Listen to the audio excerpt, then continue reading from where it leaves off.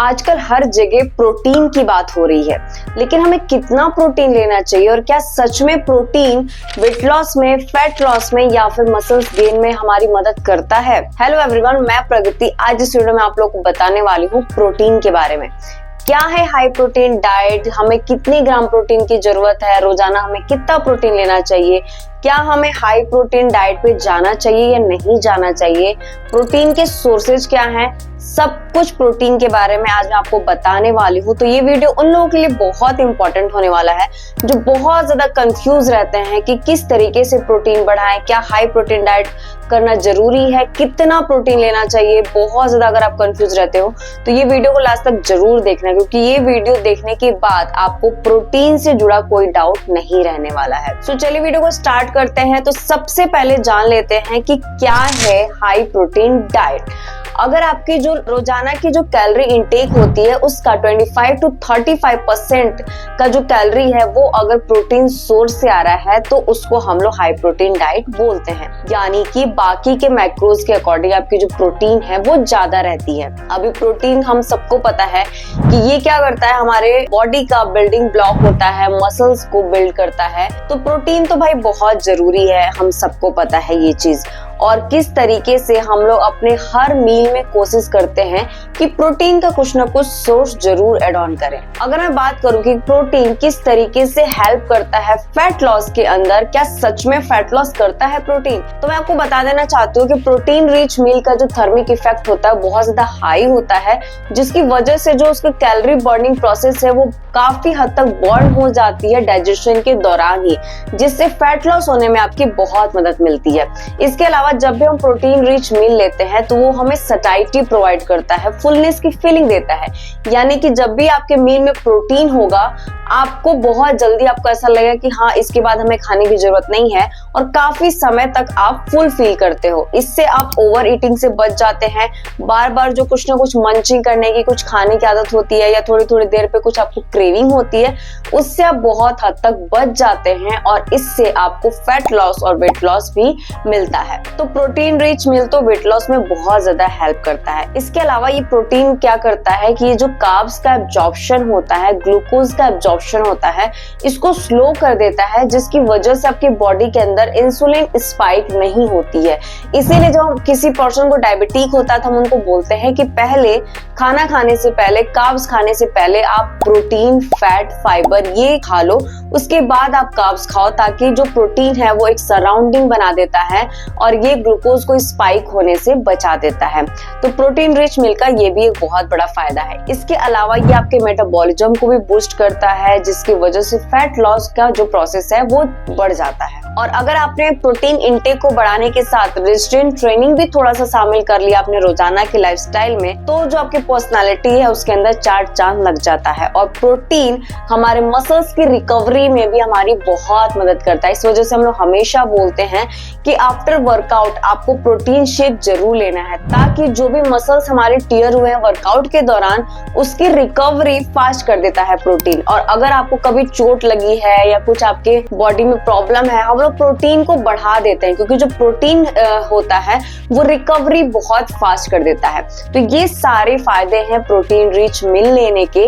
और आपको बता दूं मैं यहाँ पे, हमारी बॉडी के अंदर जो ट्रिलियन सेल्स होते हैं, हमारा हेयर, हमारा स्किन, ऑर्गन्स जितने होते हैं, उन सब के लिए प्रोटीन बहुत ज्यादा इंपॉर्टेंट है। तो आपको प्रोटीन का बहुत खास ख्याल रखना अपने डाइट के अंदर। कोशिश करना है कि हर एक मील में आपके प्रोटीन हो।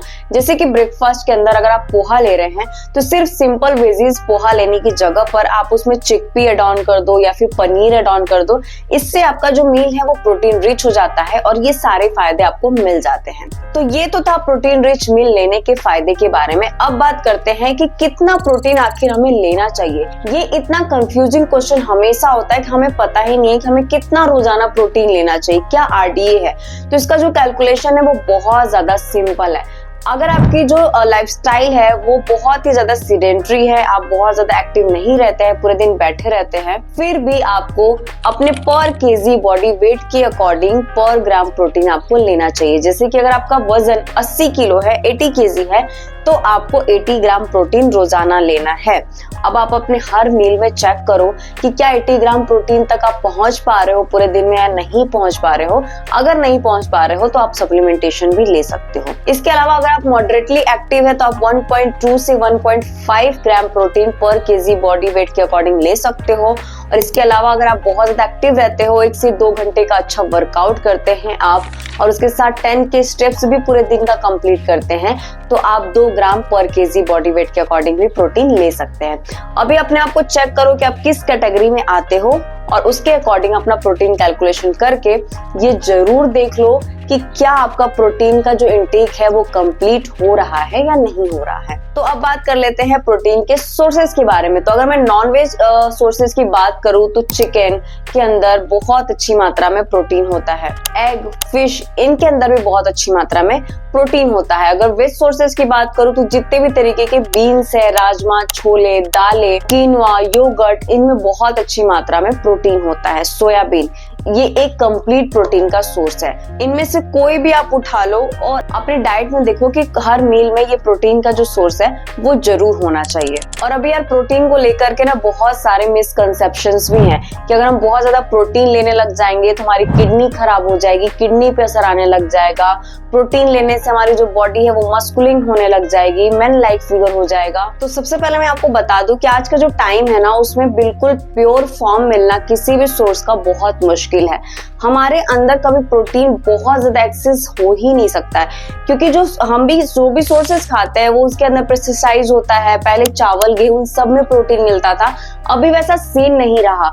तो आपको प्रोटीन तो अच्छे तरीके से शामिल करना ही है। अभी एक और मिसकंसेप्शन है कि प्लांट बेस्ड सोर्सेस से हमें प्रोटीन इंटेक कंप्लीट कर ही नहीं सकते, तो ये बिल्कुल भी ऐसा नहीं है, क्योंकि जो राजमा, सोयाबीन, चिकपी, चना, ये सब कंप्लीट सोर्स है प्रोटीन के। इस तरीके की चीजों को आप शामिल करके अपना प्रोटीन इंटेक जो है वो कंप्लीट कर सकते हैं। तो हमेशा एक बात ध्यान में रखना, मोर प्रोटीन मोर मसल्स गेन, यानी कि जितना अच्छे तरीके से आप प्रोटीन अपने डाइट में शामिल करोगे उतनी अच्छी बॉडी का स्ट्रक्चर बनेगा, उतना अच्छा मसल्स बिल्ड होगा और अंदर से पूरी रिकवरी जो है आपकी अच्छे तरीके से हो पाएगी। तो प्रोटीन को तो शामिल करना बहुत जरूरी है। तो दोस्तों ये था प्रोटीन के बारे में पूरी जानकारी। आप एक हफ्ते अपने डाइट में फोकस करके प्रोटीन रिच मील को शामिल करके देखो और जो भी चेंजेस आपके महसूस कर रहे हो उसको मुझे कमेंट में जरूर बताना। और मुझे पता है आप बहुत जबरदस्त ट्रांसफॉर्मेशन प्रोटीन को शामिल करके आप फील करने वाले हो। तो आई होप आपको वीडियो पसंद आई होगी और इसके बाद प्रोटीन को लेकर के कोई कंफ्यूजन नहीं होगी। मैं मिलती हूँ आप लोगों से नेक्स्ट वीडियो में, तब तक के लिए खुश रहिए, हंसते रहिए, हेल्दी रहिए। नमस्ते।